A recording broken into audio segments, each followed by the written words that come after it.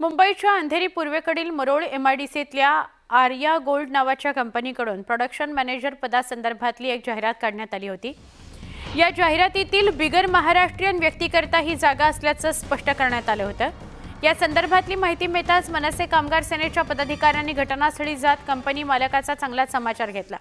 महाराष्ट्रात राहून मराठी माणसाला नोकरी नाकारणाऱ्या कंपनी मालकाला जाब विचारला।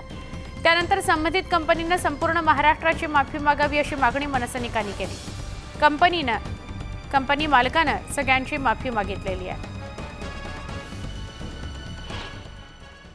ही ऍड टाकली कधी? आता जेव्हा तुमचा पोलीस बंदोबस्त लागलाय, आतून दरवाजा बंद केलाय, दरवाजा उघडत नाहीयेत, आता ते म्हणतायत की आमच्याकडनं चुकून झालं आणि आमचे तिन्ही मॅनेजर मराठी आहेत। मग मराठी येतात ते झोपलेले?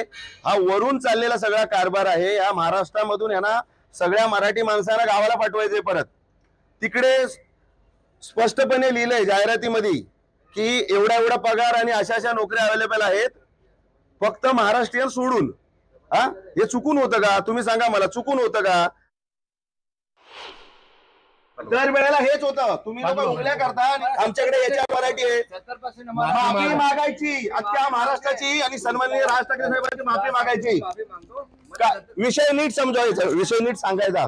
गलती से उन्होंने ये मैसेज डाल दिया है, तो ये क्या मैसेज डाल दिया? हमें आपका कंपनी क्या है वो बताओ। आपका ये मेरा कंपनी है और मेरे से ये गलती हो गया। मेरे से ये गलती हो गया कि इन्होंने ये लिखा है कि उसने हमें जो मैनेजर चाहिए वो नॉन महाराष्ट्रियन चाहिए, वही मिस्टेक हो गया। अभी हमने तुरंत वो निकाल दिया।